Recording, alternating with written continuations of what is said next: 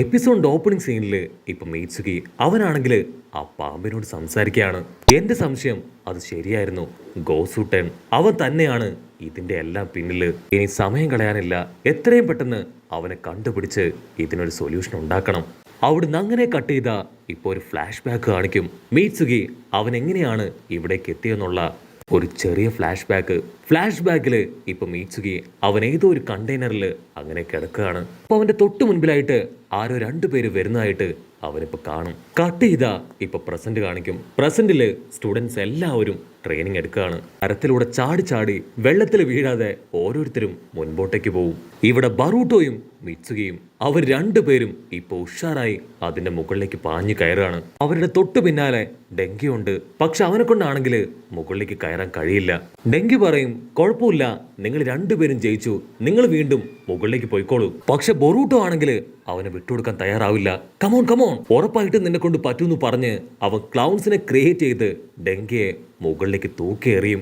അവൻ കറക്റ്റായിട്ട് ലാൻഡ് ചെയ്യും.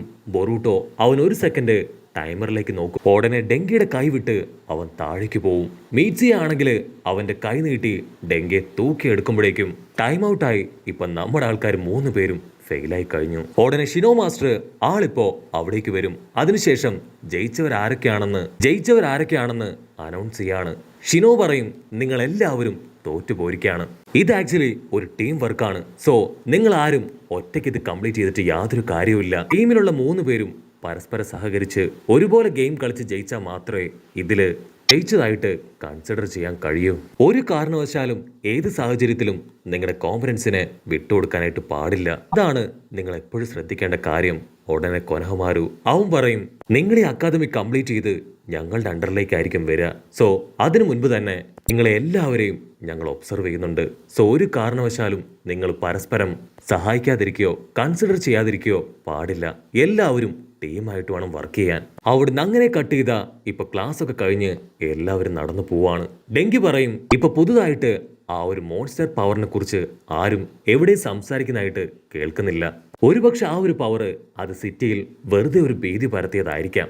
അത് കേട്ട് ഇനോജിൻ അവൻ പറയും, ഒരിക്കലുമല്ല, തീർച്ചയായിട്ടും ആ ഒരു പവർ ഇനിയും മറ്റെവിടെയെങ്കിലും റിപ്പോർട്ട് ചെയ്യും.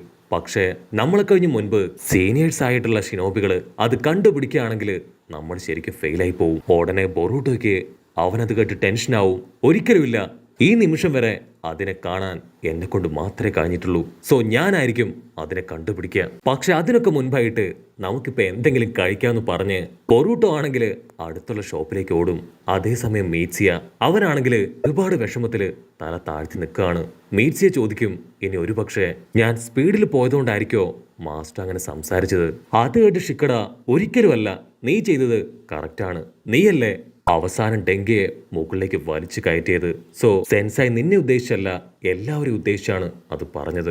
കട്ട് ചെയ്താ ഇവിടെ സ്റ്റാഫ് റൂമില് ഷിനോ, കൊനഹമാരു, മോഹി അവര് 3 പേരും ഇപ്പൊ സ്റ്റുഡൻസുകളെ കുറിച്ച് കാര്യമായിട്ട് ഡിസ്കഷനിലാണ്. ഷിനോ പറയും, ഈ ബാച്ചിലെ കുട്ടികൾ അവർ ശരിക്കും ഭയങ്കര ആക്റ്റീവാണ്. ഒരുപാട് കാര്യങ്ങൾ അവർക്ക് നേരത്തെ തന്നെ അറിയാം. കൊനഹമാരുവിനാണെങ്കിൽ ബൊറൂട്ടോയെ കുറിച്ച് ഭയങ്കര അഭിപ്രായമാണ്. അവൻ 7th ഹോക്കാഗയുടെ മകനാണ്. 7th ഹോക്കാഗയുടെ എല്ലാ പവറും എനർജിയും അവനുണ്ട്. ഷിനോ പറയും, അതെ, ബൊറൂട്ടോ ആള് മിടുക്കനാണ്. പക്ഷെ ചില സമയത്ത് അവൻ കുറച്ച് ഓവർ സ്മാർട്ടാണ്. അതുപോലെ തന്നെ മണ്ടത്തരങ്ങൾ കാണിക്കുന്നുണ്ട്. അപ്പൊ അവിടുന്ന് അങ്ങനെ സൂം ഔട്ട് ചെയ്ത് ഇവിടെ ബൊറൂട്ടോയും ടീമിനെയും കാണിക്കും. ഇവാബയാണെങ്കിൽ ഇപ്പൊ കാര്യമായിട്ടൊരു ബുക്ക് വായിക്കുകയാണ്.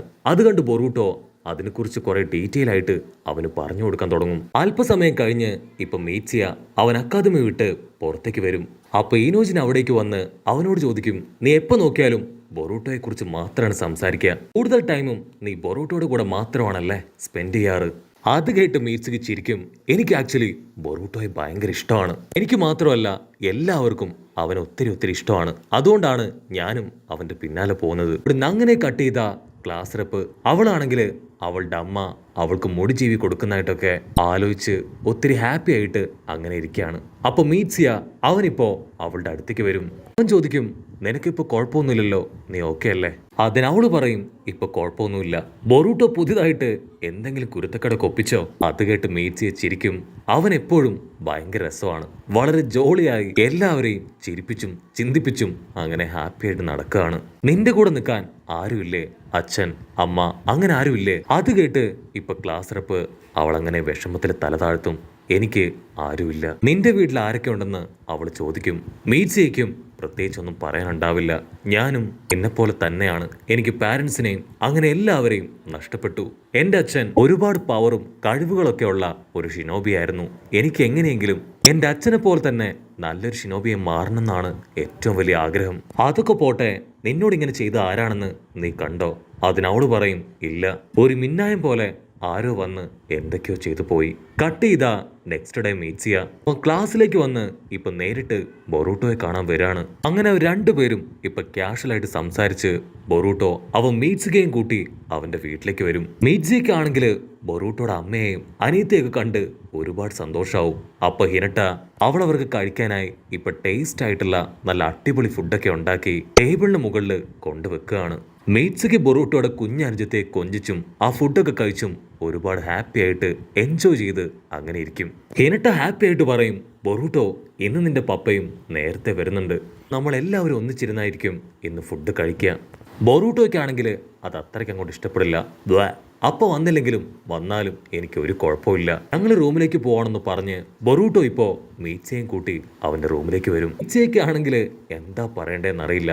അവൻ വലിയ എന്തോ നിധി കിട്ടിയ സന്തോഷത്തില് ബൊറൂട്ടോട് ചോദിക്കും, നീ 7th ഹൊക്കാഗയുടെ മകനല്ലേ? ശരിക്കും പറഞ്ഞ നിനക്ക് നിന്റെ അച്ഛനെ കുറിച്ച് അഭിമാനിച്ചുകൂടെ? അത്രയും പവറും മറ്റുള്ളവരാൽ ബഹുമാനിക്കപ്പെടുന്ന ഒരാളും ഇതുവരെ ഉണ്ടായിട്ടില്ല. അങ്ങനെ ഇപ്പൊ മീറ്റ്സിയ ഒരുപാട് കാര്യങ്ങൾ പറഞ്ഞ് ബൊറൂട്ടോയെ വെറുപ്പിച്ചുകൊണ്ടേ ഇരിക്കുകയാണ്. ഉടനെ ബൊറൂട്ടോ ടെൻഷനാവും. ഞാൻ ഇതുവരെ എൻ്റെ പപ്പയോട് മര്യാദയ്ക്കൊന്നും മിണ്ടിയിട്ട് പോലുമില്ല, എനിക്ക് ആക്ച്വലി അദ്ദേഹത്തെ ഇഷ്ടമല്ല. മീറ്റ്സി ആണെങ്കിൽ അത് കേട്ട് ഷോക്കാവും. ഓ മൈ ഗോഡ്, എല്ലാവർക്കും നിന്റെ പപ്പയെ ഭയങ്കര ഇഷ്ടമാണ്. 4th നിഞ്ച വാർ സ്റ്റോപ്പ് ചെയ്ത ഈ നാടിന്റെ തന്നെ ഹീറോ ആണ് അദ്ദേഹം. പിന്നെ ബൊറൂട്ടോ അവനൊരു കോട്ടുവായൊക്കെ ഇട്ട് എൻ്റെ വീട്ടില് എൻ്റെ പപ്പ വെറും ഒരു സാധാരണക്കാരനാണ്, ഞങ്ങളാരും പപ്പയെ വകവെക്കാറ് പോലും ഇല്ല.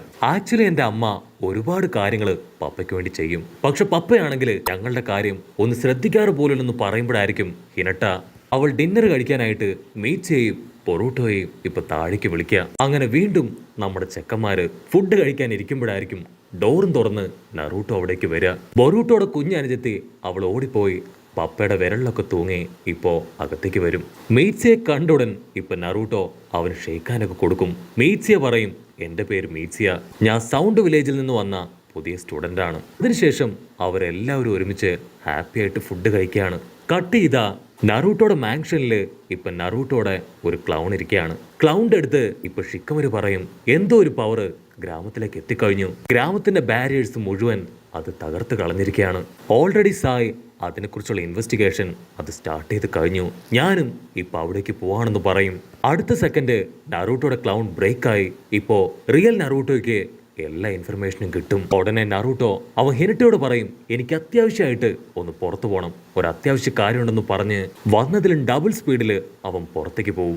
ബൊറൂട്ടോയ്ക്കാണെങ്കിൽ അത് തീരെ ഇഷ്ടാവില്ല.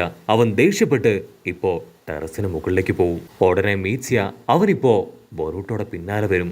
സത്യം പറഞ്ഞ ഒക്കായ്ക്ക് ഇത്രയും തിരക്കും റെസ്പോൺസിബിലിറ്റി ഒക്കെ ഉണ്ടായിരിക്കുമെന്ന് ഞാൻ ഒരിക്കലും കരുതിയില്ല. അതിന് ബൊറൂട്ടോ പറയും, അദ്ദേഹം ഒക്കാഗെ ആവുന്നതിന് മുൻപ് വരെ ഞങ്ങളോട് ഭയങ്കര സ്നേഹമായിരുന്നു, എപ്പോഴും ഞങ്ങളുടെ കൂടെ തന്നെ ഉണ്ടാവുമായിരുന്നു.